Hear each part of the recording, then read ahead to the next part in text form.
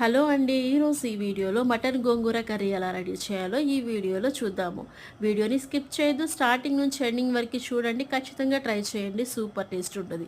కళాయి పెట్టి oil heat అయ్యాక పచ్చిమిర్చి ముక్కలు అలానే సన్నగా కట్ చేసి పెట్టుకున్నటువంటి ఆనియన్స్ పచ్చివాసన పోయే వరకు వేయించి ఒక టమాటా చిన్న చిన్న ముక్కలు కట్ చేసి వేయండి. అలానే అల్లం వెల్లుల్లి పేస్ట్ ఇవన్నీ పచ్చివాసన పోయేంత వరకు ఆనియన్ బ్రౌన్ కలర్ వచ్చే వరకు లైట్గా వేయించండి.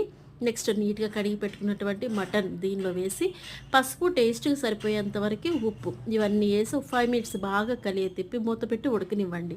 ఉడికాక ముక్కల్లో ఉన్నటువంటి నీరు పోయి ఆయిల్ చక్కగా పైకి తేలుతూ ఉంటుంది. ఆ టైంలో టేస్ట్కి సరిపోయే విధంగా కారం వేసుకోండి. అవసరమైతే కొంచెం వాటర్ యాడ్ చేసుకొని పక్కన ఉడకనివ్వండి. నెక్స్ట్ కళాయిలో గోంగూర తీసుకొని కొంచెం వాటర్ యాడ్ చేసి మంచిగా ఉడకనిచ్చి ఆ పేస్ట్ని మనం రెడీ చేసిన కర్రీలో కలిపి ఒక 10 మినిట్స్ సిమ్లో ఉడకనిచ్చి నెక్స్ట్ సర్వ్ చేయండి. సూపర్ ఉంటుందన్నమాట.